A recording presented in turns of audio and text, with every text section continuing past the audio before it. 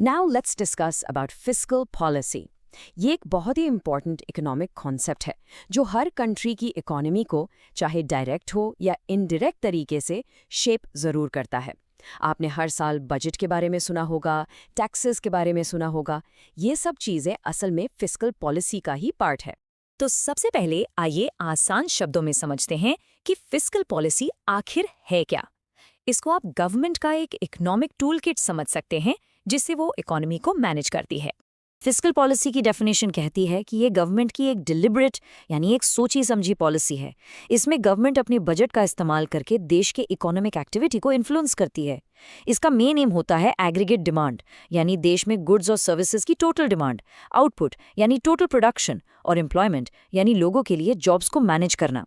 इसे demand side policy इसलिए कहते हैं क्योंकि इसका पूरा फोकस इकोनॉमी में ओवरऑल डिमांड यानी मांग को कंट्रोल करने पर होता है। नौ इस पॉलिसी की 3 मेन इंस्ट्रूमेंट्स या टूल्स होते हैं।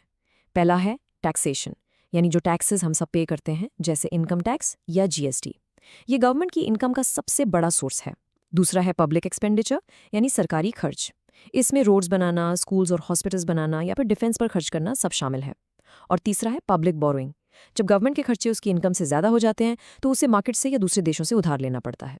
लेकिन यहाँ एक सवाल उठता है, क्या गवर्नमेंट हमेशा से इकोनॉमी में इतना एक्टिव रोल प्ले करती थी? तो इसका जवाब है बिल्कुल नहीं। 1930s से पहले इकोनॉमिक थिंकिंग बिल्कुल अलग थी। उस दौर को हम क्लासिकल एरा कहते हैं। तो इस स्लाइड में आप देखिए कितना बड़ा कॉन्ट्रास्ट है इन दोनों व्यूज में। पहले के क्लासिकल इकोनॉमिस्ट लेसे फेयर फिलॉसफी में बिलीव करते थे। लेसे फेयर एक फ्रेंच फ्रेज है जिसका मतलब है लेट इट बी यानी चीजों को उनके हाल पर छोड़ दो। उनका साफ मानना था कि गवर्नमेंट को इकोनॉमी में बिल्कुल इंटरफेयर नहीं करना चाहिए क्योंकि मार्केट जो है वो सेल्फ एडजस्टिंग है और हर प्रॉब्लम को अपने आप ठीक कर लेगा। उनके लिए गवर्नमेंट का बस एक ही काम था, एक बैलेंस्ड बजट मेंटेन करना। फिर आया 1930s का द ग्रेट डिप्रेशन।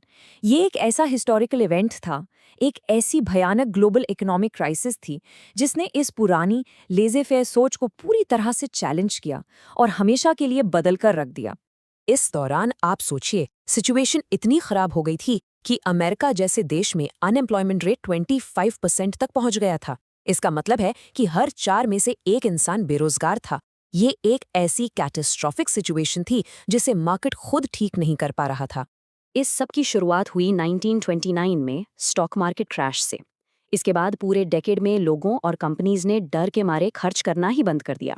इससे एग्रीगेट डिमांड इतनी ज़्यादा गिर गई कि मार्केट का वो फेमस सेल्फ एडजस्टिंग मैकेनिज्म पूरी तरह फेल हो गया। इसका रिजल्ट हुआ वाइड स्प्रेड इकोनॉमिक फेलियर और ऐसी मैसिव अनएम्प्लॉयमेंट जो सालों तक चलती रही। इस केओटिक एनवायरनमेंट के बीच में एक British economist John Maynard Keynes ने एक रेवोल्यूशनरी आइडिया पेश किया। एक ऐसा आइडिया जिसने इकोनॉमिक्स की दुनिया को हमेशा के लिए बदल दिया। कीन्स ने अपनी फेमस 1936 की book the general theory of employment, interest and money में एक बहुत पावरफुल बात कही। उनका कहना था, the government has a moral and economic obligation to intervene. यानी जब प्राइवेट डिमांड फेल हो जाए तो ये गवर्नमेंट की नैतिक और आर्थिक दोनों जिम्मेदारी है कि वो आगे आकर इकोनॉमी में स्पेंडिंग करे और उसे संभाले। इसे ही डिमांड साइड पॉलिसी कहते हैं। केन्स का कॉन्सेप्ट बहुत सिंपल था। उन्होंने कहा कि जब प्राइवेट सेक्टर यानी आम लोग कंजम्पशन और कंपनीज इन्वेस्टमेंट पैसा खर्च नहीं कर रहे हैं तो इकोनॉमी में डिमांड का एक गैप बन जाता है। इस गैप को भरने के लिए गवर्नमेंट को आगे आकर पब्लिक एक्सपेंडिचर करना चाहिए। इससे टोटल डिमांड बढ़ेगी और इकोनॉमी रिसेशन से बाहर आ जाएगी। और बस यहीं से मॉडर्न फिस्कल पॉलिसी का जन्म हुआ। केन्स के आइडियाज़ इतने पावरफुल साबित हुए कि उन्होंने ग्लोबल इकोनॉमिक पॉलिसी को हमेशा के लिए बदल दिया। आज भी दुनिया भर की गवर्नमेंट्स जब भी कोई इकोनॉमिक क्राइसिस आती है उन्हीं के बताए हुए प्रिंसिपल्स को यूज करती हैं। तो इस पूरी डिस्कशन का समरी ये है कि इकोनॉमिक थिंकिंग में एक बहुत बड़ा शिफ्ट आया।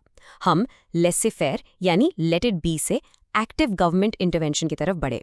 हमने ये समझा कि मार्केट हमेशा सेल्फ करेक्टिंग नहीं होता और क्राइसिस के टाइम गवर्नमेंट को एक्शन लेना ही पड़ता है।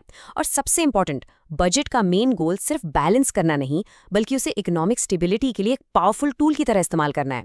यही मॉडर्न फिस्कल पॉलिसी का कोर प्रिंसिपल है। Now let's discuss about the objectives of fiscal policy. देखिए, ये एक बहुत ही इंपॉर्टेंट कॉन्सेप्ट है। इससे हमें ये समझने में हेल्प मिलती है कि कोई भी गवर्नमेंट अपनी कंट्री की इकोनॉमी को आखिर डायरेक्ट और मैनेज करती कैसे है। तो चलिए देखते हैं कि आज हम क्या क्या कवर करने वाले हैं। सबसे पहले हम ये समझेंगे कि भाई गवर्नमेंट्स इकोनॉमी में इंटरफेयर करती ही क्यों है। उसके बाद हम सीधा जंप करेंगे फिस्कल पॉलिसी के 4 कोर ऑब्जेक्टिव्स पर, उनको डिटेल में देखेंगे। फिर एक इंटरेस्टिंग कंपैरिजन करेंगे कि डेवलप्ड और डेवलपिंग नेशंस की प्रायोरिटीज अलग-अलग क्यों होती हैं। उसके बाद हम ये भी एक्सप्लोर करेंगे कि टाइम और सिचुएशन के हिसाब से ये प्रायोरिटीज कैसे शिफ्ट हो जाती हैं। और एंड में हम गवर्नमेंट के उस मेन टूल की बात करेंगे जिससे वो ये सब कुछ अचीव करती है। ओके, सो शुरू करते हैं अपने पहले सेक्शन से, व्हाई गवर्नमेंट्स इंटरवीन। देखिए, फिस्कल पॉलिसी के ऑब्जेक्टिव्स पर जाने से पहले ये फाउंडेशन क्लियर करना बहुत ज़रूरी है। आखिर सवाल तो यही है ना कि गवर्नमेंट को इकोनॉमी में पढ़ने की ज़रूरत ही क्या है। यहाँ स्क्रीन पर एक टर्म देखिए, मार्केट फेलियर। ये बहुत इंपॉर्टेंट है। बेसिकली मार्केट फेलियर तब होता है जब प्राइवेट सेक्टर यानी प्राइवेट कंपनीज सिर्फ अपने प्रॉफिट का सोचती हैं और ऐसी ज़रूरी चीज़ें नहीं बनाती जिनकी पूरी सोसाइटी को ज़रूरत है। इन्हें हम कहते हैं पब्लिक गुड्स। सोच के देखिए, कोई प्राइवेट कंपनी डिफेंस सिस्टम क्यों बनाएगी या ऐसी सड़क जिस पे टोल ना हो? ऑब्वियसली नहीं। तो ऐसी सिचुएशन में गवर्नमेंट आगे आती है, यानी इंटरवीन करती है और ये सर्विसेज प्रोवाइड करती है। क्यों? ताकि सोशल वेलफेयर हो, मतलब सबका भला हो और पूरी इकोनॉमी स्टेबल रहे। चलिए अब आते हैं इस टॉपिक के बिल्कुल हार्ट पर, द 4 कोर ऑब्जेक्टिव्स। एक बात हमेशा याद रखिए, जब भी कोई गवर्नमेंट फिस्कल पॉलिसी बनाती है ना, तो उसके डिसीजंस ऐसी हवा में नहीं लिए जाते। हर पॉलिसी के पीछे ये 4 बड़े ग्लोबली एक्सेप्टेड ऑब्जेक्टिव्स होते हैं जो उसकी डायरेक्शन तय करते हैं। तो ये है वो 4 प्राइमरी ऑब्जेक्टिव्स जो आप स्क्रीन पर देख रहे हैं। नंबर 1, फुल एम्प्लॉयमेंट, मतलब जो भी काम करना चाहता है उसे काम मिले। नंबर 2, प्राइस स्टेबिलिटी, आसान भाषा में महंगाई पर कंट्रोल। नंबर 3, इकोनॉमिक डेवलपमेंट, यानी देश की ग्रोथ को एक्सेलरेट करना। और नंबर 4 है इक्विटेबल डिस्ट्रीब्यूशन, मतलब देश की अमीरी सब में ठीक से फेयरली बांटी जाए। चलिए अब इन चारों को एक एक करके थोड़ा डिटेल में समझते हैं। तो सबसे पहले बात करते हैं फुल एम्प्लॉयमेंट की। अब यहाँ ना एक बहुत कॉमन कन्फ्यूजन है जिसे क्लियर करना ज़रूरी है। फुल एम्प्लॉयमेंट का मतलब ये बिल्कुल नहीं है कि अनएम्प्लॉयमेंट ज़ीरो हो गया। ऐसा पॉसिबल ही नहीं है। इसका प्रैक्टिकल मतलब ये है कि हर वो पर्सन जो काम करने के काबिल है और काम करना भी चाहता है, उसे आसानी से जॉब मिल जाए। सोचो, जब देश के ज़्यादातर लोगों के पास जॉब्स होंगी तो देश अपनी फुल कैपेसिटी पर प्रोडक्शन करेगा। इससे क्या होगा? नेशनल इनकम बढ़ेगी और फायदा पूरे देश को होगा। ओके, हमारा दूसरा ऑब्जेक्टिव है प्राइस स्टेबिलिटी। सिंपल लैंग्वेज में बोले तो महंगाई यानी इन्फ्लेशन को काबू में रखना। चलो एक छोटा सा एग्जाम्पल लेते हैं। मान लो आपको 1000 रुपए पॉकेट मनी मिलती है। अगर इन्फ्लेशन बहुत तेजी से बढ़ रहा है तो जो सामान आप आज 1000 का खरीद रहे हो, नेक्स्ट मंथ वही सामान 1100 का मिलेगा। इसका सीधा सा मतलब है कि आपके पैसे की कीमत, उसकी परचेजिंग पावर कम हो गई। तो इसीलिए गवर्नमेंट प्राइस स्टेबिलिटी पर फोकस करती है ताकि हम सबकी सेविंग्स सेफ रहें और मार्केट में एक अनसर्टेनिटी का माहौल ना बने। अब आते हैं तीसरे ऑब्जेक्टिव पर, इकोनॉमिक डेवलपमेंट। पता है, इसका असर हम सबकी रोज की जिंदगी पर पड़ता है। जब देश की इकोनॉमी तेजी से ग्रो करती है तो लोगों का स्टैंडर्ड ऑफ लिविंग बेटर होता है, नेशनल इनकम बढ़ती है और हम सबको मिलता है बेहतर इंफ्रास्ट्रक्चर। सोचो, अच्छे हाईवेज, फास्ट इंटरनेट, 24/7 इलेक्ट्रिसिटी, नए एयरपोर्ट्स, ये सब इकोनॉमिक डेवलपमेंट का ही पार्ट है। और डेवलपिंग कंट्रीज जैसे इंडिया के लिए तो ये ऑब्जेक्टिव सबसे जरूरी है, ताकि हम ज्यादा से ज्यादा लोगों को गरीबी से निकाल सकें। और ये है हमारा चौथा और final core objective, equitable distribution. इसे समझने के लिए इकोनॉमिक पाई वाली एनालॉजी एकदम परफेक्ट है। देखो, इकोनॉमिक डेवलपमेंट का मतलब है इस पूरे पाई को बड़ा करना, पर इक्विटेबल डिस्ट्रीब्यूशन का मतलब है कि उस बड़े पाई का हर स्लाइस यानी हर हिस्सा सोसाइटी के सभी लोगों में फेयर तरीके से डिस्ट्रीब्यूट हो। ऐसा ना हो कि सारा पाई कुछ ही लोग ले जाएं। इसके लिए गवर्नमेंट क्या करती है? वो प्रोग्रेसिव टैक्स जैसे टूल्स यूज करती है, मतलब अमीरों से ज्यादा टैक्स लेती है और उस पैसे से गरीबों के लिए वेलफेयर स्कीम्स यानी भलाई की स्कीम्स चलाती है। सो ये 4 ऑब्जेक्टिव्स तो हमने समझ लिए, लेकिन एक बहुत इंटरेस्टिंग बात यह है कि हर देश इन चारों को सेम इंपॉर्टेंस नहीं देता। बिल्कुल नहीं। कंट्री का इकोनॉमिक स्टेटस कैसा है, इस पर डिपेंड करता है कि उसकी प्रायोरिटी क्या होगी। इस स्लाइड पर यह डिफरेंस बिल्कुल क्रिस्टल क्लियर है। एक तरफ है डेवलप नेशंस जैसे यूएसए, यूके। इनकी इकोनॉमी ऑलरेडी बहुत बड़ी है, मैच्योर है, तो इनका मेन फोकस होता है स्टेबिलिटी पर, मतलब जो जॉब्स हैं उन्हें बचाए रखो और इन्फ्लेशन कंट्रोल में रखो। उनकी कार ऑलरेडी 200 की स्पीड पर है, उन्हें बस स्टीयरिंग आराम से संभालना है। अब आओ दूसरी तरफ, डेवलपिंग नेशंस जैसे इंडिया। हमारा प्राइमरी फोकस है ग्रोथ और इक्विटी पर। हमें पहले अपनी कार की स्पीड बढ़ानी है, यानी इकोनॉमिक पाई को बड़ा करना है, और साथ ही ये भी देखना है कि कार में बैठे सब लोगों को फायदा हो। तो एक और चीज़ क्लियर हो गई कि फिस्कल पॉलिसी कोई पत्थर की लकीर नहीं है जो एक बार बन गई तो बन गई। नहीं, ये बहुत डायनामिक होती है। देश में क्या चल रहा है, करंट सिचुएशन कैसी है, इसके हिसाब से गवर्नमेंट की प्रायोरिटीज़ भी बदलती रहती हैं। चलिए देखते हैं कैसे। इसे समझने के लिए एक सिंपल कंपैरिजन करते हैं। जब देश में सब ठीक चल रहा है, पीस है, प्रॉस्पेरिटी है, तब government long term social goals पर फोकस करती है।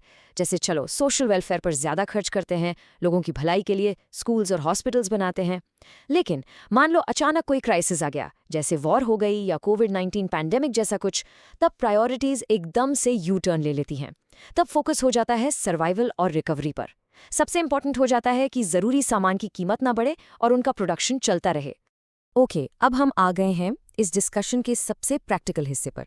हमने क्या करना है, ऑब्जेक्टिव समझ लिया, कब क्या करना है, प्रायोरिटीज़ भी समझ लिया, पर अब सवाल है कैसे करना है। गवर्नमेंट ये सब अचीव करने के लिए आखिर करती क्या है, उसके पास मेन टूल कौन सा है? और इसका जवाब है गवर्नमेंट इन्फ्लुएंस करती है ग्रोस डोमेस्टिक प्रोडक्ट को यानी जीडीपी को। ये प्रोसेस 3 सिंपल स्टेप्स में होता है।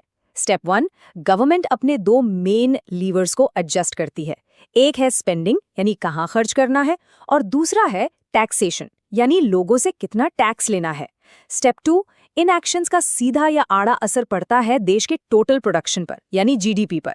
ज्यादा स्पेंडिंग से जीडीपी बढ़ता है, ज्यादा टैक्स से कम हो सकता है। स्टेप 3, बस इसी जीडीपी को मैनेज करके गवर्नमेंट पूरी इकोनॉमी को अपने टारगेट की तरफ स्टीयर करती है, बिल्कुल कार के स्टीयरिंग व्हील की तरह। तो चलिए इस पूरे डिस्कशन को जल्दी से समराइज कर लेते हैं। फिस्कल पॉलिसी बेसिकली एक पावरफुल टूल है जिसे गवर्नमेंट्स जानबूझकर यूज करती हैं ताकि इकोनॉमी को मैनेज और गाइड कर सके। इसकी सक्सेस इस बात पर डिपेंड करती है कि वो अपने 4 main goals full employment, price stability, economic development और इक्विटेबल डिस्ट्रीब्यूशन को कितने अच्छे से अचीव करती है। और सबसे इंपॉर्टेंट टेकअवे ये है कि इन गोल्स की प्रायोरिटी फिक्स्ड नहीं है, ये डायनामिक है और हमेशा देश के इकोनॉमिक स्टेटस और करंट सिचुएशन के हिसाब से बदलती रहती। चलिए अब डिस्कस करते हैं mechanics of fiscal policy and GDP के बारे में। ये एक बहुत ही इंपॉर्टेंट कॉन्सेप्ट है जो हमें ये समझाता है कि कोई भी गवर्नमेंट अपनी कंट्री की इकोनॉमी को आगे बढ़ाने के लिए कैसे मैनेज करती है। इस एक्सप्लेनर में हम इन 5 इंपॉर्टेंट सेक्शंस को एक-एक करके कवर करेंगे। हम जीडीपी के बिल्कुल बेसिक से शुरू करेंगे और देखेंगे कि फिस्कल पॉलिसी आखिर काम कैसे करती है, सब कुछ एकदम डिटेल में। तो सबसे पहले शुरू करते हैं जीडीपी के कॉन्सेप्ट से। आपने ये टर्म बहुत बार सुना होगा, इसे इकोनॉमी का इंजन भी कहते हैं या कभी-कभी इकोनॉमी का रिपोर्ट कार्ड। तो आखिर ये जीडीपी होता क्या है और ये किसी भी देश के लिए इतना जरूरी क्यों है? तो जीडीपी का फुल फॉर्म है ग्रॉस डोमेस्टिक प्रोडक्ट। बिल्कुल सिंपल शब्दों में कहें तो ये एक कंट्री की बॉर्डर के अंदर एक साल में जितने भी फिनिश्ड गुड्स और सर्विसेज बनते हैं उनकी टोटल मार्केट वैल्यू है। ये इकोनॉमी की हेल्थ को चेक करने का सबसे इंपॉर्टेंट टूल है। जैसे एक डॉक्टर ब्लड रिपोर्ट से हेल्थ का पता लगाता है, वैसे ही इकोनॉमिस्ट जीडीपी के नंबर से इकोनॉमी की हेल्थ का अंदाजा लगाते हैं। और हाँ, इंडिया में ये important data national statistical office यानी एनएसओ कैलकुलेट करता है। जीडीपी को और आसानी से समझने के लिए एक फंडामेंटल इक्वेशन है, जीडीपी इक्वल सी प्लस आई प्लस जी प्लस एनएक्स। अब ये सिर्फ एक मैथ्स का फॉर्मूला नहीं है दोस्तों, ये असल में पूरी इकोनॉमी की कहानी बताता है कि पैसा कहाँ कहाँ से आ रहा है और कैसे खर्च हो रहा है। इस इक्वेशन को समझ लिया तो समझो इकोनॉमी की पूरी फंक्शनिंग को समझ लिया। तो चलिए अब इस इक्वेशन के हर हिस्से को यानी सी, आई, जी और एनएक्स को डिटेल में समझते हैं। आप इन्हें इकोनॉमी के 4 मेन इंजन भी कह सकते हैं। ये चारों इंजन जब मिलकर चलते हैं तभी देश की इकोनॉमिक ग्रोथ की गाड़ी आगे बढ़ती है। इसमें सबसे पहला और सबसे पावरफुल इंजन है सी यानी प्राइवेट कंजम्पशन। ये वो सारा पैसा है जो हम और आप जैसे आम लोग यानी हाउस होल्ड्स अपनी रोजमर्रा की जरूरतों और शौक पर खर्च करते हैं। और आप जानते हैं इंडिया की इकोनॉमी में ये सबसे बड़ा कंपोनेंट है। ये अकेले ही जीडीपी का 55 से 60% हिस्सा होता है। मतलब हमारी स्पेंडिंग इकोनॉमी के लिए सबसे बड़ा फ्यूल है। दूसरा इंजन है आय यानी इन्वेस्टमेंट। यहाँ एक बहुत इंपॉर्टेंट बात है, ये इन्वेस्टमेंट स्टॉक्स या म्यूचुअल फंड्स खरीदने वाला इन्वेस्टमेंट नहीं है। इसका मतलब है वो खर्च जो बिजनेसेस करते हैं, जैसे कोई नई फैक्ट्री लगाना, नई मशीनरी खरीदना। ये वो इन्वेस्टमेंट है जो देश की प्रोडक्शन कैपेसिटी को बढ़ाता है। हाँ, इसमें हम लोगों द्वारा नए घर खरीदने पर किया गया खर्च भी शामिल होता है। फिर आता है जी यानी गवर्नमेंट एक्सपेंडिचर। ये वो सारा पैसा है जो सरकार पब्लिक सर्विसेज और इंफ्रास्ट्रक्चर पर खर्च करती है, जैसे रोड्स, ब्रिजेस, हॉस्पिटल्स बनाना, डिफेंस पर खर्च, गवर्नमेंट एम्प्लॉयज़ की सैलरी, ये सब इसमें आता है। यहाँ एक छोटा सा कैच है, इसमें पेंशन या सब्सिडीज जैसी चीज़ें काउंट नहीं होती। क्यों? क्योंकि वो पैसा सरकार डायरेक्ट खर्च नहीं कर रही, वो आपके हाथ में दे रही है, और जब आप उसे खर्च करेंगे तो वो सी में काउंट हो जाएगा। और आखिरी इंजन है एनएक्स यानी नेट एक्सपोर्ट्स। इसका फॉर्मूला एकदम सिंपल है, total exports minus total imports. जब हम दूसरे देशों को सामान भेजते हैं वो एक्सपोर्ट है, जब हम उनसे सामान खरीदते हैं वो इंपोर्ट है। अगर एक्सपोर्ट ज्यादा हैं तो ट्रेड सरप्लस, और अगर इंपोर्ट ज्यादा हैं तो उसे ट्रेड डेफिसिट कहते हैं। इंडिया के केस में हम आम तौर पर खरीदते ज्यादा हैं, इसलिए ये फिगर ज्यादातर नेगेटिव रहता है। तो हमने इकोनॉमी के चारों इंजन तो समझ लिए, पर सवाल यह है कि गवर्नमेंट इस गाड़ी को चलाती कैसे है? अगर स्पीड कम हो जाए तो क्या करती है? इसके लिए गवर्नमेंट के पास एक जबरदस्त स्टीयरिंग व्हील है, जिसका नाम है fiscal policy. Fiscal policy simple शब्दों में गवर्नमेंट का अपनी कमाई यानी टैक्स और अपने खर्चे यानी स्पेंडिंग को यूज करके इकोनॉमी को डायरेक्शन देने का तरीका है। इसके कंट्रोल पैनल में बस दो ही मेन बटन होते हैं। पहला गवर्नमेंट एक्सपेंडिचर यानी जी को कम या ज्यादा करना, और दूसरा टैक्सेशन यानी टैक्सेस को घटाना या बढ़ाना। अब गवर्नमेंट इन लीवर्स का इस्तेमाल दो अलग अलग तरीकों से करती है। एक होता है डायरेक्ट कंट्रोल और दूसरा होता है इनडायरेक्ट कंट्रोल। चलिए इन दोनों के बीच का फर्क आगे समझते हैं, क्योंकि ये पॉलिसी मेकिंग के लिए बहुत इंपॉर्टेंट है। देखिए, जी यानी गवर्नमेंट एक्सपेंडिचर पर तो सरकार का सीधा कंट्रोल है। सरकार ने डिसाइड किया कि हाईवे बनेगा, पैसा खर्च हुआ और जीडीपी सीधे सीधे बढ़ गई, सिंपल। लेकिन सी और आई का मामला थोड़ा अलग है। इस पर कंट्रोल इनडायरेक्ट होता है। मान लीजिए गवर्नमेंट ने इनकम टैक्स कम कर दिया। अब जरूरी नहीं है कि लोग सारा एक्स्ट्रा पैसा खर्च ही कर दें, कुछ लोग उसे बचा भी सकते हैं, इसलिए इसका इम्पैक्ट थोड़ा कम सर्टेन होता है। आइए इसको एक प्रैक्टिकल एग्जाम्पल से समझते हैं कि एक टैक्स कट इकोनॉमी को कैसे बूस्ट करता है। मान लीजिए सरकार ने इनकम टैक्स कम कर दिया, तो आपके हाथ में खर्च करने के लिए ज्यादा पैसा आएगा। आप उस एक्स्ट्रा पैसे से कुछ खरीदारी करेंगे, जिससे सी बढ़ेगा। इससे कंपनीज की सेल्स बढ़ेंगी और वो प्रोडक्शन बढ़ाएंगी, जिससे जीडीपी ग्रो करेगी। इसमें एक बहुत ही इंटरेस्टिंग चीज काम करती है, जिसे कहते हैं मल्टीप्लायर इफेक्ट।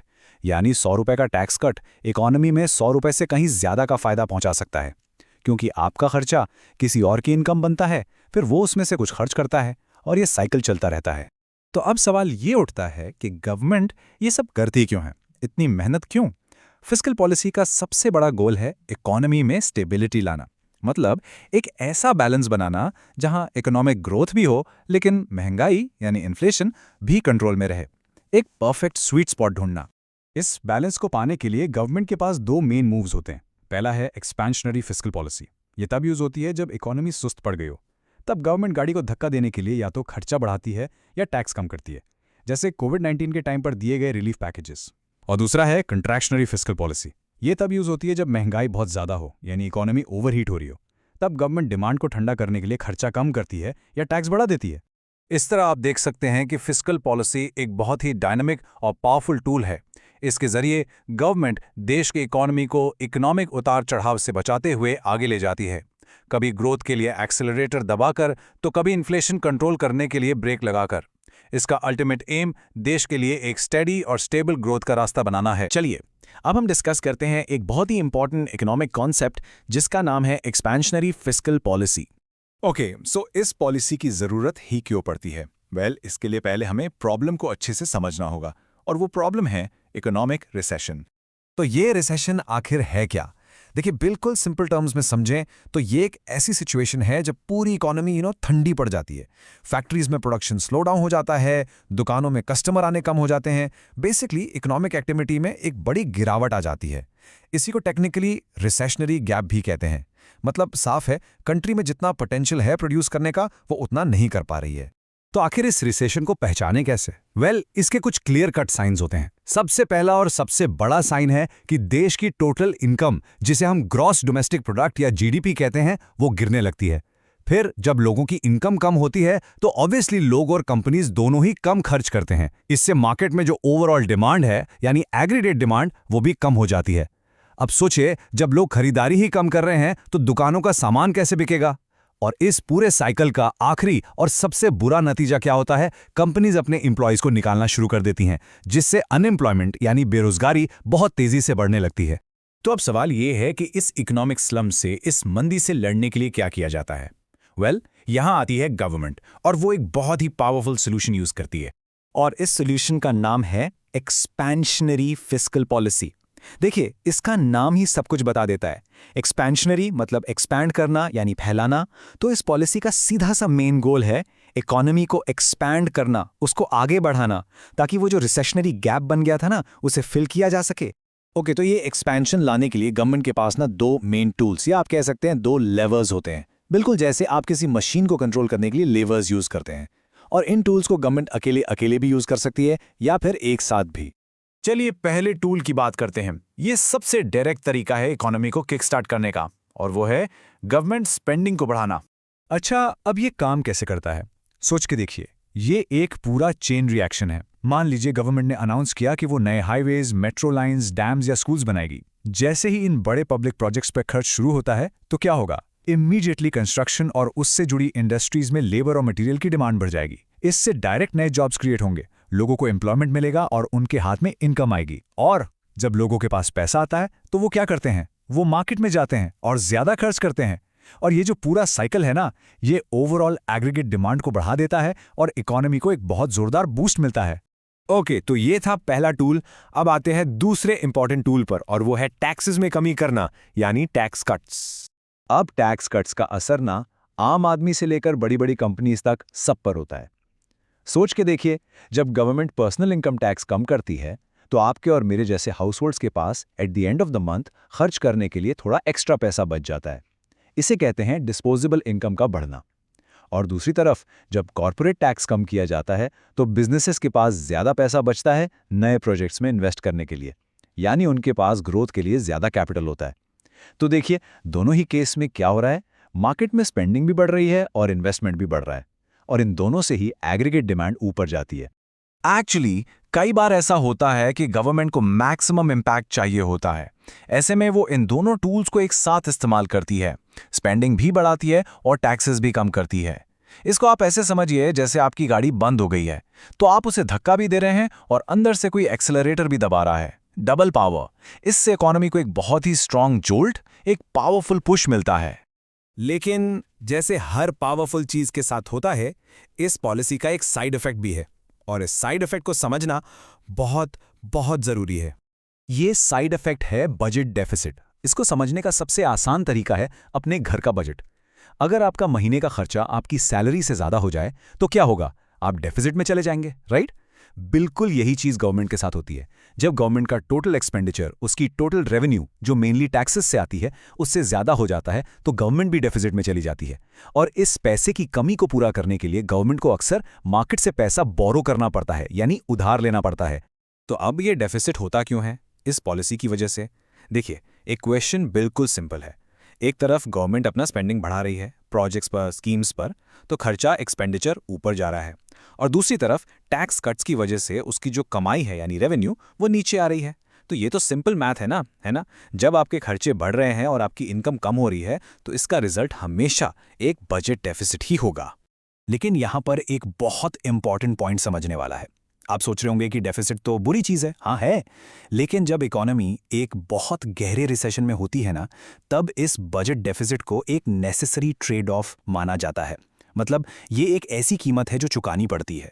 इकोनॉमी का जो इंजन बिल्कुल रुक गया है, उसे जंप स्टार्ट करने के लिए, उसे रीस्टार्ट करने के लिए ये करना जरूरी हो जाता है। तो चलिए इस पूरे टॉपिक का एक क्विक समरी कर लेते हैं। प्रॉब्लम क्या थी? रिसेशन, यानी एक स्लो इकोनॉमी जहां अनएम्प्लॉयमेंट बढ़ रहा है। उसका सोल्यूशन क्या है? Expansionary fiscal policy. इस पॉलिसी में एक्शन क्या लिया जाता है? गवर्नमेंट अपनी स्पेंडिंग बढ़ाती है ऊपर और टैक्सेस को कम करती है नीचे। और इसका फाइनल आउटकम क्या निकलता है? इकोनॉमी में ग्रोथ स्टिमुलेट होती है। लेकिन इसके साथ एक रिस्क भी आता है, और वो है बजट डेफिसिट का। हमारा नेक्स्ट टॉपिक है कॉन्ट्रैक्शनरी फिस्कल पॉलिसी। सोच के देखिए, जैसे एक गाड़ी में ब्रेक होता है ना, ये पॉलिसी बिल्कुल वैसे ही इकोनॉमी के लिए एक ब्रेक जैसा काम करती है। ओके, तो इस एक्सप्लेनर में आगे बढ़ने से पहले एक नज़र डालते हैं कि हम क्या क्या कवर करने वाले हैं। सबसे पहले हम समझेंगे कि आखिर ये कॉन्ट्रैक्शनरी पॉलिसी है क्या, फिर इसकी ज़रूरत क्यों पड़ती है। उसके बाद हम इसके दो पावरफुल टूल्स, गवर्नमेंट स्पेंडिंग को कम करना और टैक्सेस को बढ़ाना, इन पर बात करेंगे। और आखिर में इस सब का अल्टीमेट गोल क्या है। तो चलिए शुरुआत करते हैं सबसे बेसिक सवाल से। What is contractionary fiscal policy? आखिर ये है क्या चीज? देखिए, सिंपल शब्दों में कंट्रैक्शनरी फिस्कल पॉलिसी गवर्नमेंट का एक तरीका है एक ओवरहीटिंग इकोनॉमी को ठंडा करने का। सोचो, जब इकोनॉमी बहुत ज्यादा तेजी से भाग रही हो, तब ये पॉलिसी उस पर ब्रेक लगाती है। इसका मेन एम होता है एग्रीगेट डिमांड, मतलब इकोनॉमी में टोटल खर्च को कम करना। क्यों? ताकि हाई इन्फ्लेशन यानी महंगाई कंट्रोल में आ सके और इकोनॉमी अचानक से क्रैश न कर जाए। इसको समझने का सबसे अच्छा तरीका है गाड़ी का एग्जाम्पल। मान लीजिए कि फिस्कल पॉलिसी एक कार है। इस कार में दो पेडल्स हैं। एक है एक्सपेंशनरी पॉलिसी जो एक्सेलरेटर का काम करती है। जब इकोनॉमी सुस्त हो, रिसेशन में हो, तो गवर्नमेंट इस एक्सेलरेटर को दबाती है। और दूसरा पेडल है कॉन्ट्रैक्शनरी पॉलिसी, जो है हमारा ब्रेक। जब इकोनॉमी बहुत तेजी से भाग रही हो, महंगाई बढ़ रही हो, तब गवर्नमेंट इस ब्रेक पेडल को प्रेस करती है। ओके, सो अब सवाल ये उठता है, इसकी जरूरत ही क्यों है? मतलब गवर्नमेंट को इकोनॉमी पर ब्रेक क्यों लगाना पड़ता है? आफ्टर ऑल, ग्रोथ तो एक अच्छी चीज है ना? तो फिर उसे स्लो डाउन क्यों करना? देखिए, प्रॉब्लम तब शुरू होती है जब इकोनॉमी ओवरहीट करने लगती है। इसका मतलब क्या है? इसका मतलब है कि चीजों और सर्विसेज की डिमांड उनकी सप्लाई से कहीं आगे निकल जाती है। लोग खरीदना तो बहुत कुछ चाहते हैं, लेकिन मार्केट में उतना सामान बन ही नहीं पा रहा। फैक्ट्रीज फुल कैपेसिटी पर चल रही हैं, फिर भी डिमांड पूरी नहीं हो रही। और जब इकोनॉमी ओवरहीट करती है ना, तो इसके कुछ क्लियर वार्निंग साइंस दिखने लगते हैं। सबसे पहला और सबसे बड़ा साइन है हाई इन्फ्लेशन। चीजों के दाम आसमान छूने लगते हैं। दूसरा है एसिड बबल्स। आप देखेंगे कि हाउसिंग और स्टॉक मार्केट के प्राइसेस बिना किसी रियल रीजन के बस बढ़ते ही जा रहे हैं, एक गुब्बारे की तरफ फूल रहे हैं। और हम सब जानते हैं गुब्बारे का क्या होता है, राइट? वो फटता है। और यही तीसरा खतरा है, एक बड़ा इकोनॉमिक क्रैश का रिस्क। अब ये जो कॉन्सेप्ट है ना, ये आपके एग्जाम्स के लिए वेरी वेरी इंपॉर्टेंट है। इस सिचुएशन को टेक्निकली इन्फ्लेशनरी गैप कहते हैं। इसका मतलब है कि इकोनॉमी का एक्चुअल जीडीपी यानी जो वो प्रोड्यूस कर रही है, उसके पोटेंशियल जीडीपी से यानी जितना वो आइडियली प्रोड्यूस कर सकती है, उससे आगे निकल गया है। सीधे शब्दों में, डिमांड इतनी ज्यादा है कि वो सप्लाई पर प्रेशर डाल रही है और इस प्रेशर की वजह से प्राइसेस बढ़ रहे हैं। इसी को कहते हैं इन्फ्लेशनरी गैप। तो इस प्रॉब्लम से डील करने के लिए गवर्नमेंट के पास टूल्स क्या हैं?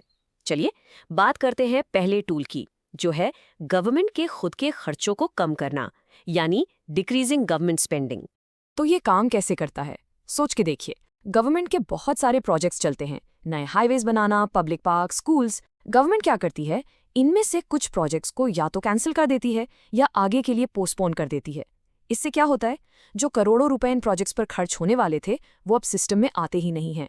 मनी सप्लाई कम हो जाती है। और जब गवर्नमेंट का खर्चा, जिसे हम जी से डिनोट करते हैं, कम होता है, तो एग्रीगेट डिमांड भी डायरेक्टली कम हो जाती है। चलिए अब आते हैं दूसरे हथियार पर। यह है टैक्सेस को बढ़ाना। ये एक ऐसा टूल है जो सीधा आम आदमी और बिजनेसेस की जेब पर असर डालता है। सिंपल है, जब government for example income tax बढ़ाती है, तो आपकी और मेरी टेक होम सैलरी कम हो जाती है। सिमिलरली, जब बिजनेस टैक्स बढ़ता है, तो कंपनीज का प्रॉफिट कम हो जाता है। दोनों ही केसेस में खर्च करने के लिए पैसा कम बचता है।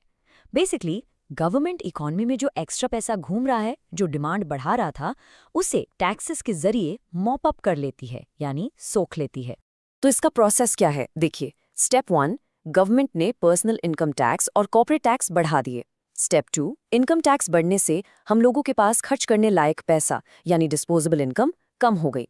इससे हमारा कंजम्पशन यानी सी नीचे चला गया। स्टेप 3, कॉर्पोरेट टैक्स बढ़ने से बिजनेसेस के प्रॉफिट्स कम हो गए, तो उन्होंने नया इन्वेस्टमेंट यानी आय करना कम कर दिया।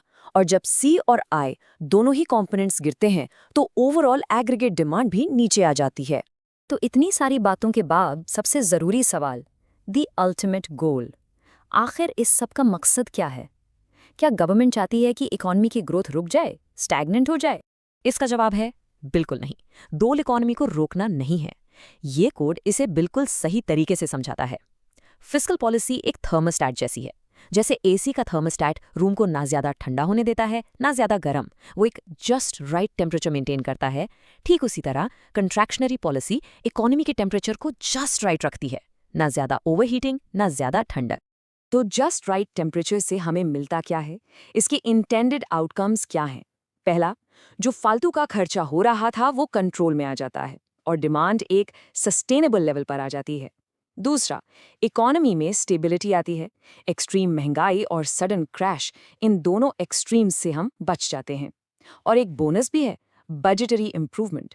जब टैक्सेस ज़्यादा कलेक्ट हो रहे हैं और गवर्नमेंट खर्च कम कर रही है, तो गवर्नमेंट का बजट डेफिसिट कम होता है और हो सकता है कि बजट सरप्लस में भी आ जाए। तो चलिए इस पूरे टॉपिक का एक क्विक समरी ले लेते हैं सीधा एग्जाम पॉइंट ऑफ व्यू से। पॉइंट नंबर 1, ये है क्या? ये एक पॉलिसी है एक ओवरहीटिंग इकोनॉमी को ठंडा करने की, एग्रीगेट डिमांड को कम करके। पॉइंट नंबर 2, इसे यूज क्यों करते हैं? हाई इन्फ्लेशन से लड़ने के लिए, एसिड बबल्स को रोकने के लिए और एक बड़े इकोनॉमिक क्रैश से बचने के लिए। पॉइंट नंबर 3, ये करते कैसे हैं? 2 तरीकों से, या तो गवर्नमेंट स्पेंडिंग जी कम करके या फिर टैक्सेस बढ़ाकर, जिससे लोगों का कंजम्पशन सी और बिजनेसेस का इन्वेस्टमेंट आय कम हो जाए। और आखिरी पॉइंट, द गोल है एक स्टेबल और सस्टेनेबल इकोनॉमिक ग्रोथ अचीव करना। Now let's discuss about government expenditure. ये फिस्कल पॉलिसी का पहला और सबसे डायरेक्ट इंस्ट्रूमेंट है जिसे गवर्नमेंट इकोनॉमी को मैनेज करने के लिए इस्तेमाल करती है। तो चलिए इसे डिटेल में समझते हैं। तो सबसे पहले ये सवाल उठता है कि गवर्नमेंट एक्सपेंडिचर आखिर है क्या? बेसिकली ये एक बहुत ही पावरफुल टूल है जिससे गवर्नमेंट इकोनॉमी की स्पीड को कंट्रोल करती है। चलिए इस कॉन्सेप्ट को आसान शब्दों में आगे समझते हैं। देखिए, सिंपल वर्ड्स में कहे तो गवर्नमेंट एक्सपेंडिचर वो सारा पैसा है जो सरकार खर्च करती है, और ये किसी भी मॉडर्न इकोनॉमी के टोटल स्पेंडिंग का एक बहुत ही बड़ा यानी एक मैसिव चंक होता है। अब जो सबसे इंटरेस्टिंग चीज़ है ना इस स्लाइड में, वो है आखिरी लाइन। हर एक रुपया जो गवर्नमेंट स्पेंड करती है वो किसी ना किसी की इनकम बन जाता है। फॉर एग्जाम्पल सोचिए, अगर सरकार ने एक हाईवे बनाया तो कॉन्ट्रैक्टर को पैसा मिला, फिर उस कॉन्ट्रैक्टर ने अपने एम्प्लॉयज़ को सैलरी दी और उन एम्प्लॉयज़ ने वो पैसा मार्केट में जाकर खर्च किया। तो देखा आपने, एक सिंपल स्पेंडिंग से पूरी इनकम चेन शुरू हो जाती है। अच्छा, अब गवर्नमेंट का सारा खर्चा एक जैसा नहीं होता। ब्रॉडली हम गवर्नमेंट स्पेंडिंग को 3 मेन कैटेगरीज में क्लासिफाई कर सकते हैं। चलिए देखते हैं कि गवर्नमेंट अपने फंड्स को कहाँ और कैसे एलोकेट करती है। ओके, तो पहला टाइप है करंट एक्सपेंडिचर्स। इसे आप सरकार के रोजमर्रा के खर्चे समझ सकते हैं, जैसे गवर्नमेंट ऑफिसेज को चलाने का खर्चा, सिविल सर्वेंट्स की सैलरीज, पार्लियामेंट जैसी बिल्डिंग्स का मेंटेनेंस, डिफेंस सर्विसेज पर होने वाला खर्च, या फिर गवर्नमेंट ने जो लोन्स लिए हैं उन पर interest payments. So the crucial point ये है कि ये सारे खर्चे गवर्नमेंट मशीनरी को स्मूथली चलाने के लिए जरूरी होते हैं। अब आते हैं दूसरे टाइप पर, जो है कैपिटल एक्सपेंडिचर। इसे शॉर्ट में केपेक्स भी कहते हैं। ये खर्चा आप समझ लीजिए देश के फ्यूचर के लिए एक इन्वेस्टमेंट है। इसमें लॉन्ग टर्म एसेट्स क्रिएट किए जाते हैं। प्रैक्टिकल एग्जाम्पल्स की बात करें तो नए highways, airports, sports, dams, AIIMS जैसे हॉस्पिटल्स या IITs जैसे टॉप क्लास स्कूल्स बनाना, ये सब कैपिटल एक्सपेंडिचर है। इससे होता क्या है? इससे देश की प्रोडक्टिव कैपेसिटी बढ़ती है और लॉन्ग टर्म इकोनॉमिक ग्रोथ को जबरदस्त बूस्ट मिलता है। और तीसरा टाइप है ट्रांसफर पेमेंट्स। ये एक बहुत ही यूनिक कैटेगरी है, इसे ध्यान से समझिए। यहाँ गवर्नमेंट लोगों को डायरेक्ट पैसा ट्रांसफर करती है, लेकिन इसके बदले में कोई नए गुड्स या सर्विसेज प्रोड्यूस नहीं होते। इसका मेन पर्पस सोशल सिक्योरिटी देना होता है।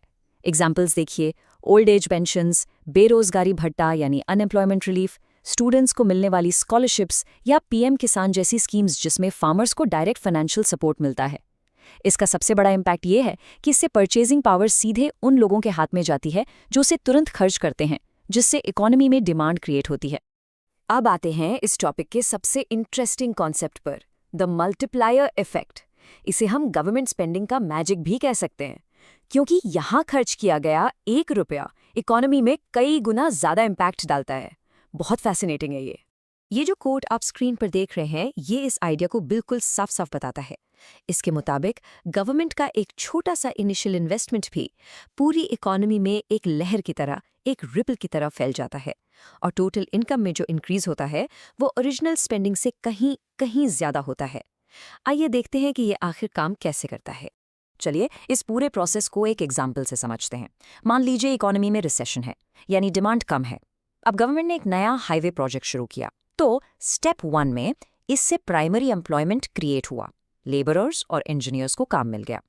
ठीक है, अब स्टेप 2 में इन वर्कर्स ने अपनी सैलरी से मार्केट में जाकर कंज्यूमर गुड्स खरीदे, जैसे कपड़े और खाना। इससे क्या हुआ? कंज्यूमर गुड्स इंडस्ट्रीज में डिमांड बढ़ गई। फिर आते हैं स्टेप 3 पर। इस बढ़ती हुई डिमांड को पूरा करने के लिए उन फैक्ट्रीज ने और लोगों को काम पर रखा। ये हो गया सेकेंडरी एम्प्लॉयमेंट। फिर इन नए वर्कर्स ने भी अपनी सैलरी खर्च की, और ये साइकिल चलता रहता है। टर्शियरी एम्प्लॉयमेंट क्रिएट होता है, और एंड में नेशनल इनकम में जो टोटल इंक्रीज होता है वो गवर्नमेंट के इनिशियल स्पेंडिंग का मल्टीपल होता है। This is the multiplier effect in action. अब तक हमने देखा कि रिसेशन में स्पेंडिंग कैसे बढ़ाते हैं, लेकिन हर सिक्के के दो पहलू होते हैं, राइट? तो क्या हो अगर प्रॉब्लम उल्टी हो, यानी इकोनॉमी में इन्फ्लेशन बहुत ज़्यादा हो? यही टूल यानी गवर्नमेंट एक्सपेंडिचर इन्फ्लेशन को कंट्रोल करने के लिए भी यूज होता है। So let's see the other side of the coin. Now this is a really important comparison. Screen पर ध्यान दीजिए, लेफ्ट साइड में देखिए। रिसेशन के टाइम गवर्नमेंट स्पेंडिंग इंक्रीज करती है, नए प्रोजेक्ट्स लॉन्च करती हैं जिससे इनकम बढ़ती है और इकोनॉमी एक्सपैंड होती है। और अब राइट साइड में देखिए, इन्फ्लेशन के टाइम जब मार्केट में डिमांड ऑलरेडी बहुत हाई होती है तो गवर्नमेंट अपना स्पेंडिंग डिक्रीज करती है, प्रोजेक्ट्स को स्लो डाउन करती है, खर्चे कम करती है। इससे लोगों की इनकम थोड़ी कम होती है, डिमांड गिरती है और चीज़ों के प्राइसेस पर जो प्रेशर है वो कम हो जाता है। तो यहाँ गोल होता है इकोनॉमी को थोड़ा कूल डाउन करना। तो चलिए, अब तक हमने जो कुछ भी समझा है उसको एक साथ लाकर हम गवर्नमेंट एक्सपेंडिचर को एक बहुत ही पावरफुल एनालॉजी से समझ सकते हैं। ये एनालॉजी इसके पूरे फंक्शन को एक बार में ही क्लियर कर देगी। और इस टूल की पावर को समझने के लिए जरा ये नंबर देखिए। इंडिया के 2023-24 बजट में एस्टिमेटेड गवर्नमेंट एक्सपेंडिचर था 45 लाख करोड़ रुपीस से भी ज्यादा। ये इतना बड़ा अमाउंट है कि आप अंदाजा लगा सकते हैं कि इस इंस्ट्रूमेंट का इकोनॉमी पर कितना मैसिव, कितना बड़ा इम्पैक्ट पड़ सकता है। So the crucial point is this, government expenditure एक इकोनॉमिक डायल की तरह है। जब इकोनॉमी सुस्त हो, स्लो हो, तो सरकार इस डायल को यूपी यानी ऊपर की तरफ घुमाकर स्पेंडिंग बढ़ा देती है। और जब इकोनॉमी बहुत ज्यादा गर्म हो यानी इन्फ्लेशन हो, तो इस डायल को डाउन यानी नीचे करके स्पेंडिंग कम कर देती है। ये एक बहुत ही पावरफुल डायल है जिससे देश की इकोनॉमी को फाइन ट्यून किया जाता है। चलिए अब डिस्कस करते हैं फिस्कल पॉलिसी के दूसरे मेजर इंस्ट्रूमेंट के बारे में, और वो है टैक्सेस। हाँ, ये वही टैक्सेस हैं जो हम सब पे करते हैं, लेकिन ये सिर्फ पैसा कलेक्ट करने का जरिया नहीं है। ये गवर्नमेंट के हाथ में एक बहुत ही पावरफुल टूल है जिससे वो पूरी इकोनॉमी को डायरेक्ट करती है। तो इस सेशन में हम क्या क्या कवर करने वाले हैं? देखिए, सबसे पहले हम समझेंगे कि टैक्सेशन आखिर है क्या और फिस्कल पॉलिसी में इसका रोल क्या है। फिर हम डाइव करेंगे द डिस्पोजेबल इनकम इफेक्ट में, ये एक बहुत ही इंपॉर्टेंट कॉन्सेप्ट है। उसके बाद हम देखेंगे कि रिसेशन और इन्फ्लेशन जैसे बड़े बड़े इकोनॉमिक चैलेंजेस से निपटने के लिए गवर्नमेंट टैक्सेस का यूज कैसे करती है। और फाइनली हम बात करेंगे उस फाइन बैलेंस की जो टैक्सेशन में सबसे जरूरी है। Okay, so let's jump right into our first section. यहां हम इस आइडिया को एक्सप्लोर करेंगे कि टैक्सेस का काम सिर्फ सरकार की तिजोरी भरना ही नहीं है, इसके पीछे एक बहुत बड़ी इकोनॉमिक स्ट्रैटेजी छिपी हुई है। देखिए, आमतौर पर जब हम टैक्सेस के बारे में सोचते हैं तो यही ख्याल आता है कि ये गवर्नमेंट के लिए रेवेन्यू का सबसे इंपॉर्टेंट सोर्स है, और ये बिल्कुल सही भी है। जो रोड्स हम यूज करते हैं, जो गवर्नमेंट हॉस्पिटल्स हैं, हमारी डिफेंस फोर्सेज, ये सब हमारे टैक्स के पैसों से ही फंड होता है। लेकिन फिस्कल पॉलिसी के लेंस से देखें ना, तो टैक्सेस एक प्रिसीजन टूल बन जाते हैं। सोचो, एक सर्जन के हाथ में स्कैल्पल कितना प्रिसाइज होता है, बस वैसे ही गवर्नमेंट टैक्सेस का यूज करती है इकोनॉमी में स्टेबिलिटी लाने के लिए। तो अब सवाल ये है कि आखिर टैक्सेस काम कैसे करते हैं? वो कौन सा मैकेनिज्म है जिससे गवर्नमेंट पूरी इकोनॉमी को इन्फ्लुएंस कर पाती है? वेल, इसका जवाब छुपा है हम सब की इनकम में, और इसकी कंसेप्ट को हम कहते हैं द डिस्पोजेबल इनकम इफेक्ट। इसको ध्यान से समझना बहुत ज़रूरी है। चलो इसको एक सिंपल एग्जाम्पल से तोड़कर समझते हैं। स्टेप 1, मान लो आपकी या किसी कंपनी की टोटल अर्निंग यानी ग्रॉस इनकम है 100 रुपीज़। अब आएगा स्टेप 2, जिसमें गवर्नमेंट आपसे टैक्सेस लेगी, लेट्स से 20 रुपीज़। तो अब आपके हाथ में कितना बचा? 80 रुपीज़, राइट? बस यही 80 रुपीज़ है आपकी डिस्पोजेबल इनकम। ये वो पैसा है जिसे आप असल में खर्च कर सकते हो, चाहे नई चीज़ें खरीदकर यानी कंजम्पशन, या कहीं इन्वेस्ट करके।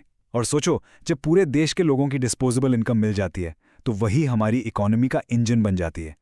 तो अब आपको गेम समझ आ रहा होगा। गवर्नमेंट इसी डिस्पोजेबल इनकम को ऊपर नीचे करके पूरी इकोनॉमी को कंट्रोल करती है। ये बिल्कुल एक सिक्के के दो पहलुओं जैसा है। एक तरफ है रिसेशन यानी इकोनॉमिक स्लोडाउन। यहाँ गवर्नमेंट का गोल क्या है? लोगों को इनकरेज करना कि वो ज़्यादा स्पेंडिंग और इन्वेस्टमेंट करें। तो गवर्नमेंट क्या करती है? सिंपल, टैक्स कट्स, टैक्सेस कम कर देती है ताकि आपके पास ज़्यादा डिस्पोजेबल इनकम हो। अब सिक्के का दूसरा पहलू देखो, इन्फ्लेशन यानी महंगाई।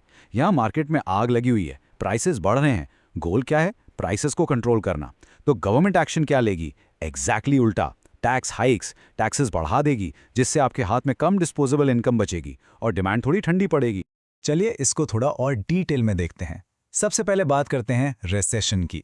जब इकोनॉमी ठंडी पड़ जाती है तो उसके इंजन में फ्यूल डालने के लिए गवर्नमेंट टैक्सेस का यूज कैसे करती है? सोचो, मार्केट में स्लो डाउन है, लोग चीजें नहीं खरीद रहे। ऐसे में गवर्नमेंट 2 मेजर स्टेप्स लेती है। पहला, वो आम पब्लिक के लिए इनकम टैक्स कम कर देती है। इसका सीधा असर क्या होता है?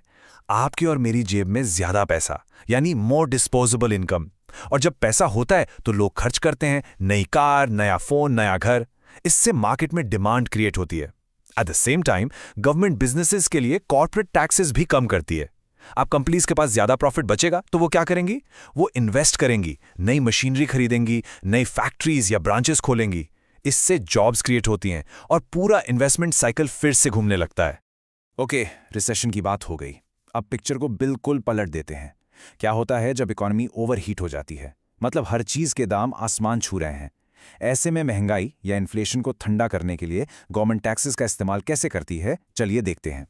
जब महंगाई बढ़ती है, इसका मतलब है कि मार्केट में लोगों के पास खर्च करने के लिए बहुत ज़्यादा पैसा है और चीज़ें उतनी नहीं हैं।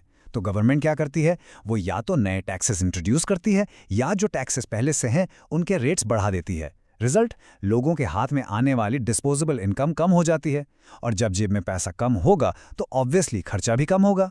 इससे मार्केट में ओवरऑल डिमांड धीरे धीरे कम हो जाती है। बेसिकली गवर्नमेंट का गोल यहाँ पर इकोनॉमी में जो एक्सेस परचेजिंग पावर है उसे मॉप अप करना है, जैसे स्पंज पानी को सोख लेता है। इससे प्राइसेस को कंट्रोल करने में हेल्प मिलती है। लेकिन यहाँ एक कैच है। टैक्सेस को एक टूल की तरह यूज करना, ये एक दोधारी तलवार पे चलने जैसा है। जरा सा भी बैलेंस बिगड़ा तो फायदे से ज्यादा नुकसान हो सकता है। तो चलिए अब इसके सबसे क्रूशियल एस्पेक्ट पर आते हैं, the fine balance of taxation. ये जो लाइन आप स्क्रीन पर देख रहे हैं ना, ये इस पूरे कॉन्सेप्ट की समरी है। सोचो, गवर्नमेंट को इन्फ्लेशन कंट्रोल करने के लिए टैक्सेस बढ़ाने हैं, ठीक है। लेकिन अगर टैक्सेस इतने ज्यादा बढ़ा दिए कि लोगों को लगे कि यार हम जितना भी कमाते हैं उसका बड़ा हिस्सा तो टैक्स में ही चला जाता है, तो क्या होगा? उनका काम करने का, पैसा सेव करने का या बिजनेस में इन्वेस्ट करने का इंसेंटिव ही मर जाएगा। कोई एक्स्ट्रा एफर्ट क्यों करेगा? और अगर ऐसा हुआ तो ये इकोनॉमी की लॉन्ग टर्म ग्रोथ के लिए बहुत खतरनाक है। तो इस पूरी डिस्कशन का कंक्लूजन क्या है? यही कि टैक्सेशन इकोनॉमी के लिए एक थर्मोस्टैट की तरह है। जैसे आप एसी का टेम्परेचर सेट करते हो ना बहुत ज्यादा ठंडा ना बहुत गर्म, बिल्कुल वैसे ही गवर्नमेंट को टैक्सेस को केयरफुली एडजस्ट करना पड़ता है। एक तरफ उसे इन्फ्लेशन को कंट्रोल में रखना है और दूसरी तरफ उसे ये भी इंश्योर करना है कि लोगों और कंपनीज का इकोनॉमिक मोटिवेशन यानी काम करने और इन्वेस्ट करने का जज्बा बना रहे। इन दोनों चीजों के बीच में अ परफेक्ट बैलेंस, वही एक सक्सेसफुल फिस्कल पॉलिसी की असली निशानी है। हमारा अगला टॉपिक है फिस्कल पॉलिसी के 2 इंपॉर्टेंट इंस्ट्रूमेंट्स, पब्लिक डेट और बजट। चलिए इन दोनों को डिटेल में समझते हैं। अब तक हमने गवर्नमेंट स्पेंडिंग और टैक्सेशन को कवर कर लिया है, राइट? अब बारी है फिस्कल पॉलिसी के 2 और सुपर इंपॉर्टेंट इंस्ट्रूमेंट्स की, यानी पब्लिक डेट और बजट। यही वो टूल्स हैं जिनको गवर्नमेंट यूज करती है अपनी इनकम और स्पेंडिंग के बीच के गैप को मैनेज करने के लिए। तो चलिए सबसे पहले शुरू करते हैं हमारे तीसरे इंस्ट्रूमेंट से, जो है पब्लिक डेट। आइए इसको आसान भाषा में समझते हैं कि आखिर ये पब्लिक डेट होता क्या है और कैसे गवर्नमेंट इसे एक पॉलिसी टूल की तरह इस्तेमाल करती है। ओके, सो पब्लिक डेट आखिर ये है क्या? बिल्कुल सिंपल शब्दों में ये है गवर्नमेंट का लिया हुआ लोन या उधार। देखिए, जब भी गवर्नमेंट का खर्चा यानी एक्सपेंडिचर उसकी कमाई यानी रेवेन्यू से ज्यादा हो जाता है तो उस गैप को भरने के लिए गवर्नमेंट को बोरोइंग करनी पड़ती है। लेकिन और ये बहुत इंपॉर्टेंट पॉइंट है, इसे सिर्फ एक लोन मत समझिए, ये इकोनॉमी में इन्फ्लेशन या डिफ्लेशन जैसे कंडीशंस को कंट्रोल करने का एक बहुत ही पावरफुल टूल भी है। अब ये जो पब्लिक डेट है इसके 2 मेन टाइप्स हैं। पहला है इंटरनल डेट। जैसा नाम से ही क्लियर है, इसमें गवर्नमेंट देश के अंदर से यानी अपने ही लोगों से, कंपनीज से या बैंक से ऐसे इंस्टीट्यूशन से पैसा उधार लेती है। और दूसरा है एक्सटर्नल डेट, जिसमें गवर्नमेंट देश के बाहर से जैसे दूसरे देशों से या वर्ल्ड बैंक और IMF जैसी इंटरनेशनल ऑर्गेनाइजेशन से बोरोइंग करती है। तो अब क्वेश्चन ये आता है कि गवर्नमेंट देश के अंदर से यानी इंटरनल बोरोइंग करती कैसे है? इसके दो बहुत कॉमन तरीके हैं। एक है मार्केट लोन्स, जिसमें गवर्नमेंट ट्रेजरी बिल्स या टी बिल्स और बॉन्ड्स जैसे सिक्योरिटीज इशू करती है, जिन्हें आम लोग और कंपनीज खरीद सकती हैं। और दूसरा है स्मॉल सेविंग स्कीम्स। आपने इनके नाम तो पक्का सुने होंगे, जैसे कि नेशनल सेविंग सर्टिफिकेट यानी एनएससी या पब्लिक प्रोविडेंट फंड यानी पीपीएफ। इन स्कीम्स के जरिए गवर्नमेंट आम पब्लिक से उनकी सेविंग्स डायरेक्ट कलेक्ट करती है। ओके, ये तो हो गया कि डेट क्या है और गवर्नमेंट कैसे लेती है। पर अब आते हैं सबसे इंपॉर्टेंट पार्ट पर, इसका असर, इसका इम्पैक्ट क्या होता है इकोनॉमी पर और हमारी परचेजिंग पावर पर। यह समझना जरूरी है कि गवर्नमेंट के उधार लेने और फिर उसे वापस करने से इकोनॉमी में मनी सप्लाई पर क्या फर्क पड़ता है।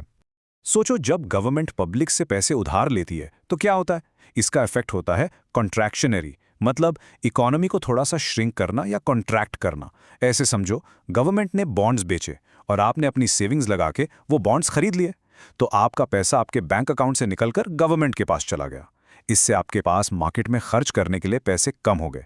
बेसिकली पैसा इकोनॉमी से विड्रॉ हो गया।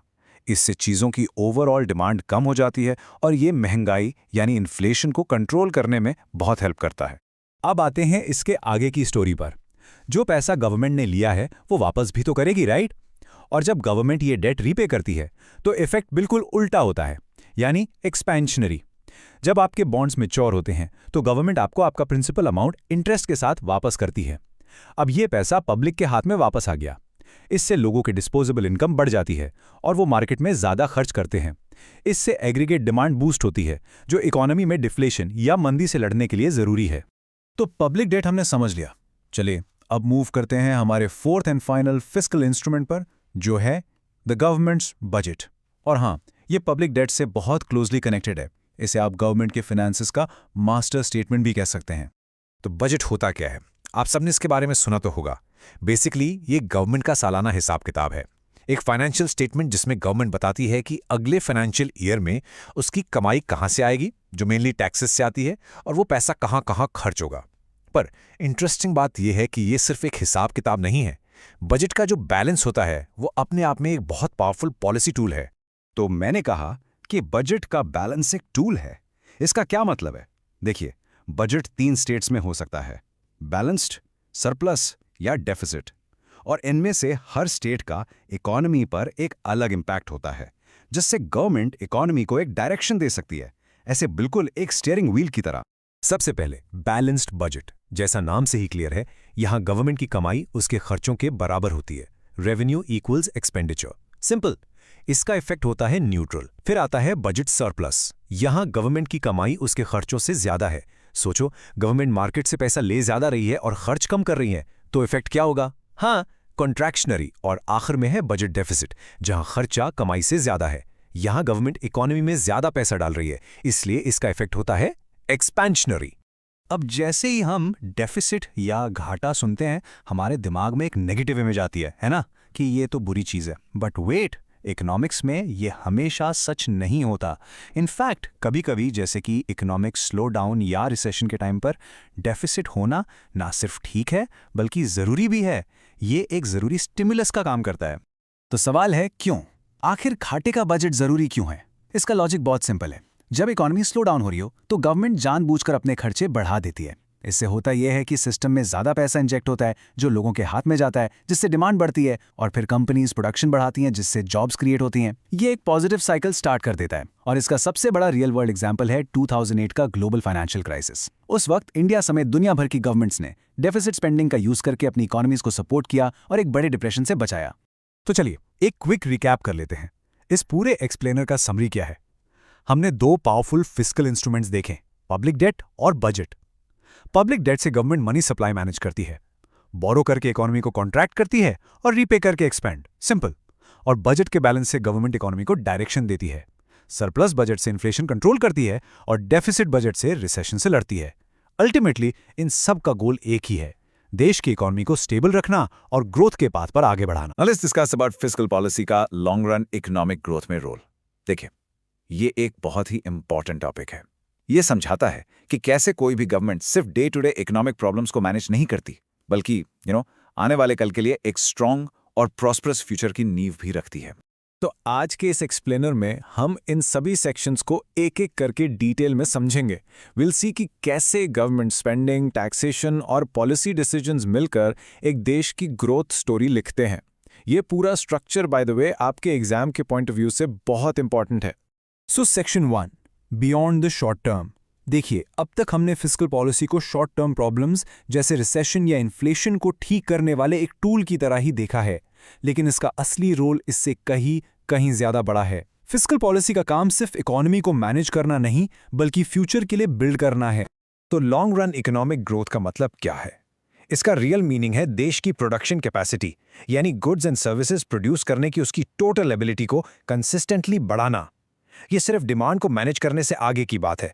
ये इकोनॉमी की सप्लाई साइड को मजबूत करने की एक कॉन्क्रीट स्ट्रैटेजी है, ताकि देश इन द लॉन्ग रन और ज्यादा प्रोड्यूस कर सके और सस्टेनेबल डेवलपमेंट अचीव कर पाए।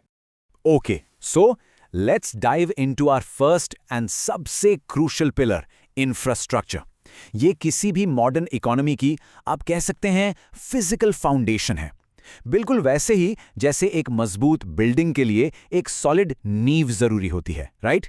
जब गवर्नमेंट सोशल ओवरहेड्स जैसे रोड्स, पोर्ट्स और रिलायबल पावर सप्लाई प्रोवाइड करती है, तो इससे प्राइवेट कंपनीज के लिए बिजनेस करना सस्ता और आसान हो जाता है। सोचकर देखिए, अगर ट्रांसपोर्ट फास्ट हो तो रॉ मटेरियल्स जल्दी आएंगे और फिनिश्ड गुड्स मार्केट तक टाइम से पहुंचेंगे। इससे ओवरऑल बिजनेस कॉस्ट कम हो जाती है और प्राइवेट सेक्टर तेजी से ग्रो करता है। इनफैक्ट रिसर्च बताती है कि इंफ्रास्ट्रक्चर पर खर्च किया गया हर एक रुपया इकोनॉमी में कई गुना रिटर्न लाता है। इसे ही मल्टीप्लायर इफेक्ट कहते हैं।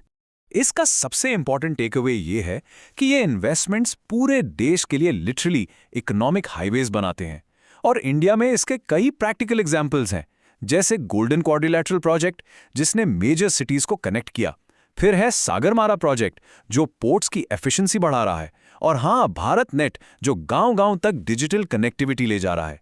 ये सभी प्रोजेक्ट्स ग्रोथ के पावरफुल इंजन्स हैं।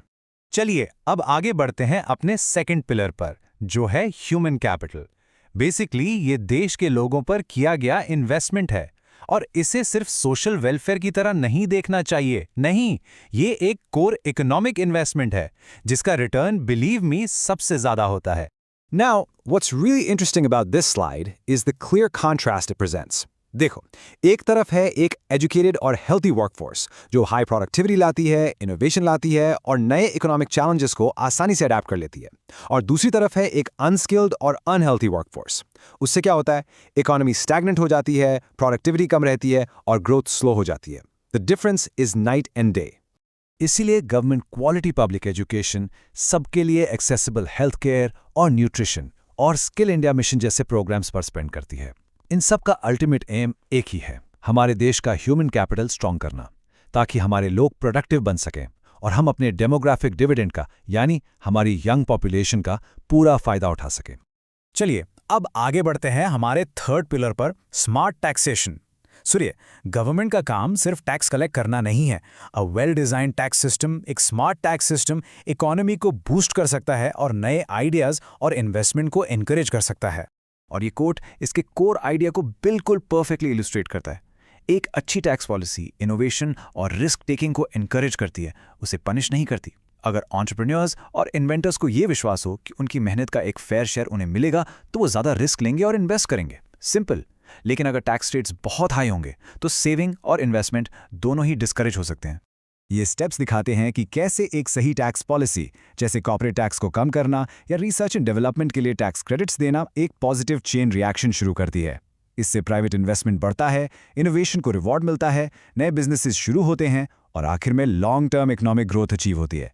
It's all connected. फाइनली आते हैं हमारे फोर्थ एंड फाइनल पिलर पर, मैनेजिंग एक्सटर्नैलिटीज। ओके, ये थोड़ा टेक्निकल टर्म लग सकता है, बट इसका कॉन्सेप्ट बहुत सिंपल है, I promise.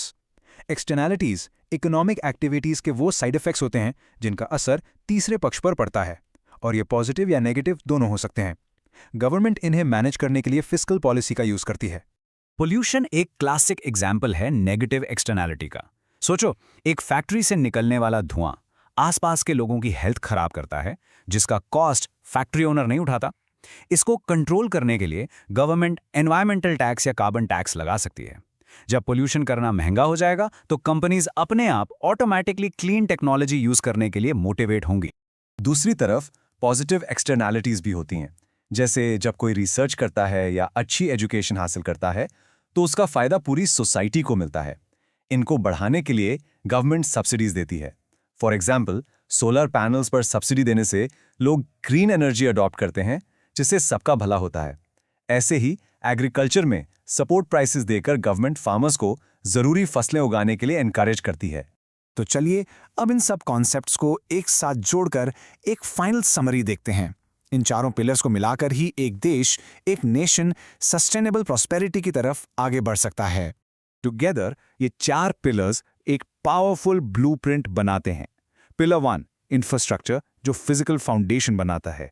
Pillar 2 human capital, जो लोगों की कैपेबिलिटीज बढ़ाता है।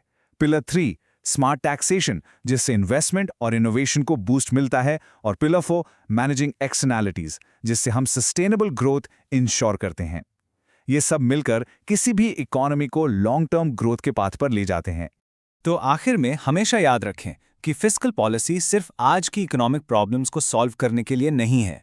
ये एक पावरफुल टूल किट है जिससे गवर्नमेंट सिर्फ आज की इकोनॉमी को नहीं बल्कि आने वाले कल के एक बेहतर और प्रॉस्परस फ्यूचर को शेप करती है। तो चलिए अब हम डिस्कस करते हैं हमारा अगला topic, redistribution and social justice.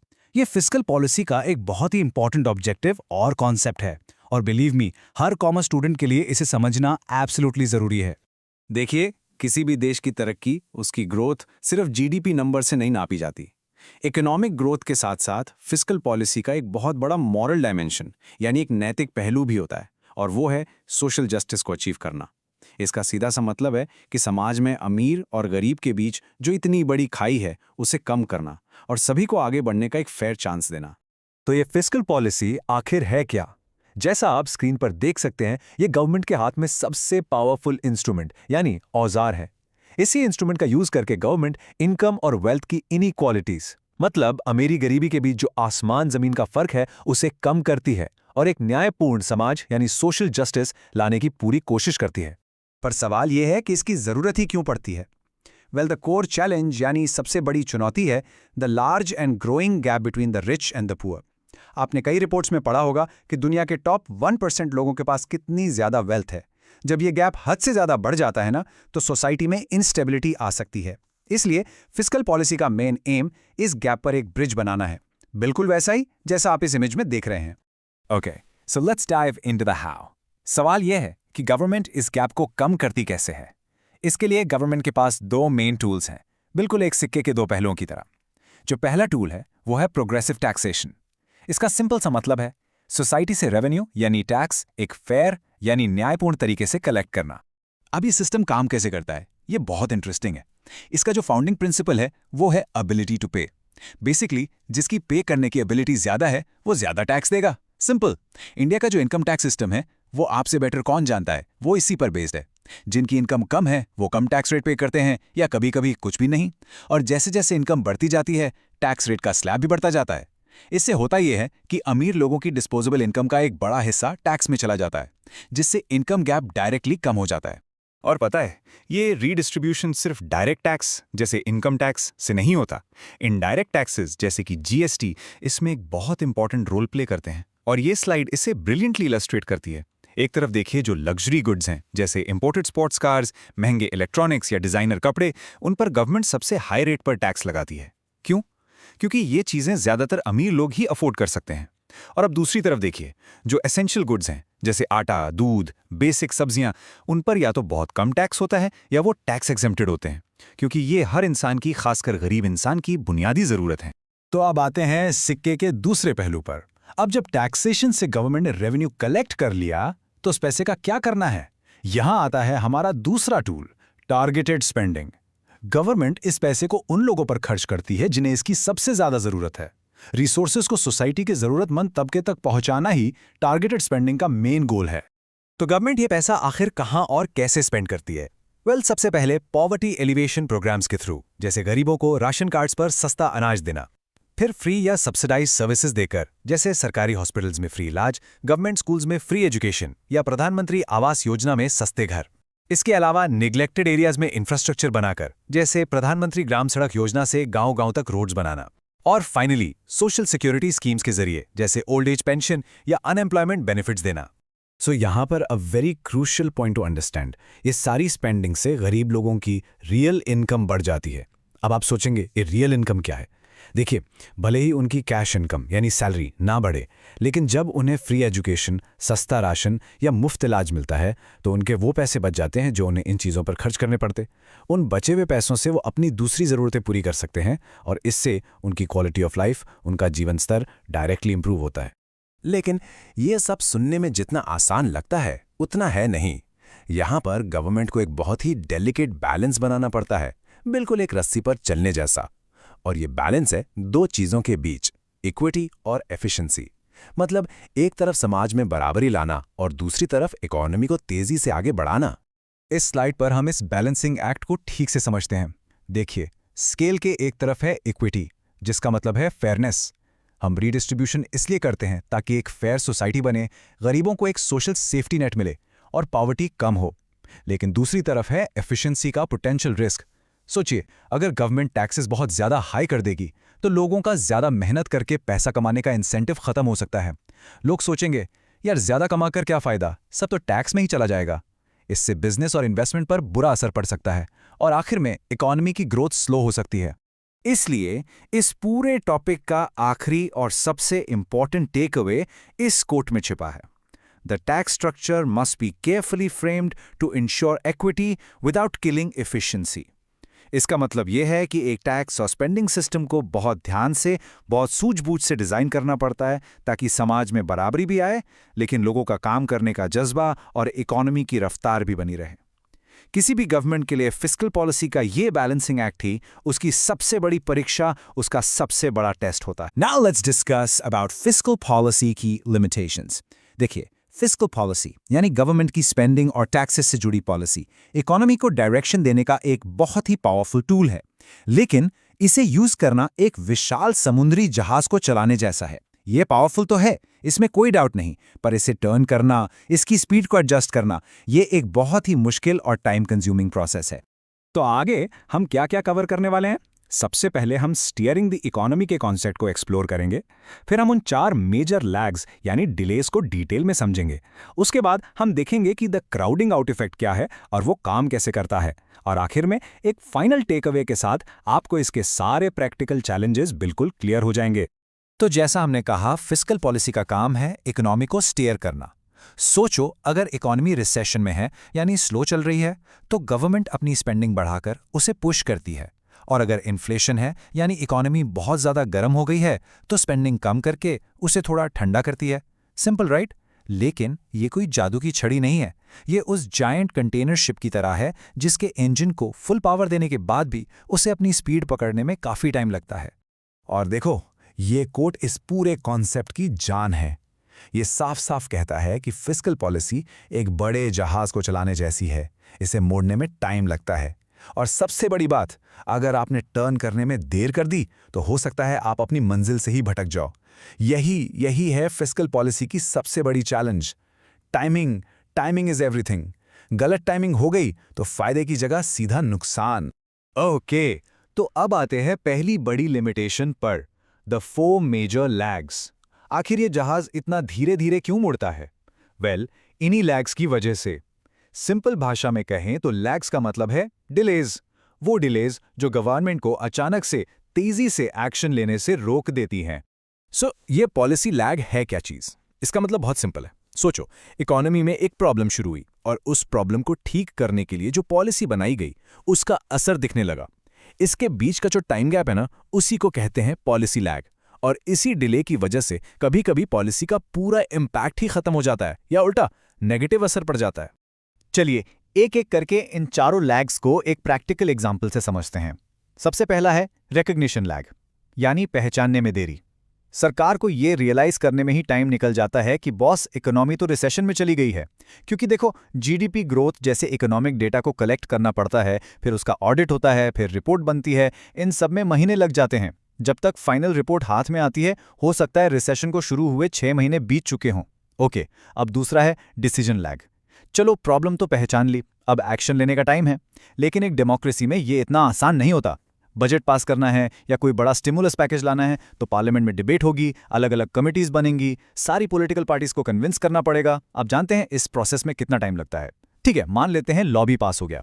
अब आता है तीसरा स्टेज, इम्प्लीमेंटेशन लैग, मतलब उस कानून को जमीन पर उतारने में देरी। सिर्फ लॉ बनाने से पैसा लोगों तक नहीं पहुंचता, एडमिनिस्ट्रेटिव सिस्टम सेटअप करना पड़ता है, टेंडर्स निकालने पड़ते हैं, प्रोजेक्ट्स को अप्रूवल देना पड़ता है। इस पूरे काम में भी काफी टाइम लग जाता है। और आखिर में चौथा लैग, इम्पैक्ट लैग।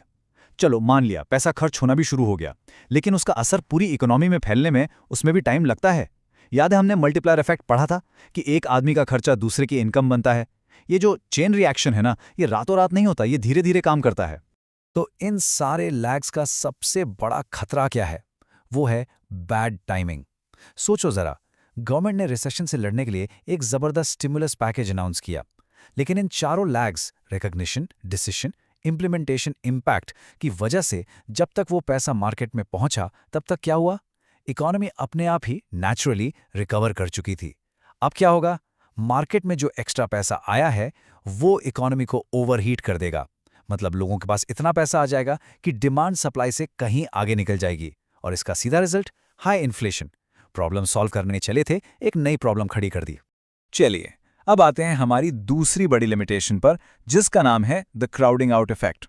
ये एक ऐसी सिचुएशन है जहां गवर्नमेंट की मदद अनजाने में ही नुकसान कर बैठती है। अगर हम अपनी शिप वाली एनालॉजी पर वापस जाएं तो ये कुछ ऐसा है कि हमारा बड़ा जहाज जब फुल स्पीड से आगे बढ़ता है ना, तो वो इतनी बड़ी लहरें पैदा करता है कि उसके आसपास जो छोटी छोटी बोट्स हैं यानी प्राइवेट कंपनीज, वो डूबने लगती हैं। तो इस कॉन्सेप्ट का कोर आइडिया, इसका फंडा बहुत सिंपल है। जब गवर्नमेंट इकोनॉमी को आगे बढ़ाने के लिए बहुत ज़्यादा पैसा खर्च करती है, तो वो कभी-कभी प्राइवेट इन्वेस्टमेंट को, यानी प्राइवेट कंपनीज जो पैसा इन्वेस्ट करती हैं, उन्हें मार्केट से क्राउड आउट कर देती है, यानी एक तरह से बाहर धकेल देती है। और इसका नतीजा, गवर्नमेंट स्पेंडिंग का जो फायदा मिलना चाहिए था वो मिलता ही नहीं। इसको एक सिंपल एग्जाम्पल से समझते हैं, बिल्कुल क्लियर हो जाएगा। मान लीजिए इकोनॉमी सुस्त पड़ गई है। गवर्नमेंट ने डिसाइड किया कि चलो इसको स्टिमुलेट करने के लिए $1 बिलियन एक्स्ट्रा खर्च करते हैं। अब ये गवर्नमेंट की तरफ से एक पॉजिटिव इंटेंशन है, सही है, मकसद है जॉब्स बनाना, ग्रोथ लाना। लेकिन इसका एक अनएक्सपेक्टेड साइड इफेक्ट हुआ ये कि प्राइवेट कंपनीज ने अपना इन्वेस्टमेंट ठीक $1 बिलियन से कम कर दिया। अब आप सोचिए, गवर्नमेंट ने +1 बिलियन किया और प्राइवेट सेक्टर ने -1 बिलियन कर दिया, तो इकोनॉमी पर नेट इफेक्ट क्या पड़ा? बिल्कुल सही, 0, सिफर। गवर्नमेंट का पूरा स्टिमुलस कैंसल आउट हो गया। इसी को कहते हैं द क्राउडिंग आउट इफेक्ट। तो अब आपके एग्जाम के लिए एक बहुत इंपॉर्टेंट सवाल आता है, आखिर ये क्राउडिंग आउट होता कैसे है? What's the mechanism? ऐसा क्या हो जाता है कि गवर्नमेंट के खर्च करने से प्राइवेट कंपनीज पीछे हट जाती हैं? चलिए इसकी पूरी step by step chain reaction को आराम से समझते हैं। ये पूरा प्रोसेस 3 सिंपल स्टेप्स में होता है। Step 1, government borrows heavily. देखिए, जब सरकार को अपनी आमदनी से ज्यादा खर्च करना होता है, जिसे हम कहते हैं डेफिसिट स्पेंडिंग, तो वो पैसा कहां से लाती है? मार्केट से उधार लेती है। वो बैंक से, फाइनेंशियल इंस्टीट्यूशन से, यहां तक कि आम पब्लिक से भी बॉन्ड्स के थ्रू एक बहुत बड़ी अमाउंट बोरो करती है। Step 2, interest rates rise. अब आप सोचिए, मार्केट में जो पैसा उधार देने के लिए अवेलेबल है वो तो लिमिटेड है ना? जब इतना बड़ा खिलाड़ी यानी गवर्नमेंट इतना सारा पैसा एक साथ मांगेगा तो क्या होगा? पैसे की डिमांड सप्लाई से बहुत ज्यादा हो जाएगी। और इकोनॉमिक्स का गोल्डन रूल क्या है? जब डिमांड बढ़ती है तो प्राइस बढ़ता है। यहां पैसे का प्राइस क्या है? Interest rate. तो पूरे मार्केट में इंटरेस्ट रेट्स ऊपर चले जाते हैं। Step 3, private investment falls. अब इसका असर प्राइवेट कंपनीज पर पड़ता है। जब इंटरेस्ट रेट्स बढ़ गए तो उनके लिए लोन लेना महंगा हो गया। सोचिए, एक कंपनी जो नई फैक्ट्री लगाने के लिए या नई टेक्नोलॉजी लाने के लिए लोन लेने वाली थी, अब उसे लगेगा कि लोन इतना महंगा है कि प्रोजेक्ट में कोई प्रॉफिट ही नहीं बचेगा। तो वो क्या करेगी? वो अपने इन्वेस्टमेंट प्लान्स को या तो डिले कर देगी या पूरी तरह से कैंसिल कर देगी। देखा आपने, इस तरह गवर्नमेंट के उधार लेने ने प्राइवेट इन्वेस्टमेंट को मार्केट से क्राउड आउट कर दिया। तो इस पूरी डिस्कशन से हमारा फाइनल टेक अवे क्या निकलता है? क्या इसका मतलब यह है कि फिस्कल पॉलिसी खराब है? बिल्कुल नहीं। इसका मतलब यह है कि फिस्कल पॉलिसी एक बेकार टूल नहीं, बल्कि एक बहुत ही कॉम्प्लेक्स और पावरफुल टूल है, और इसे इस्तेमाल करने के लिए ज़बरदस्त स्किल और गहरी समझ की ज़रूरत है। ये एक बैलेंसिंग एक्ट की तरह है, जहां आपको हमेशा फ़ायदे और नुकसान को आपस में तौलना पड़ता है।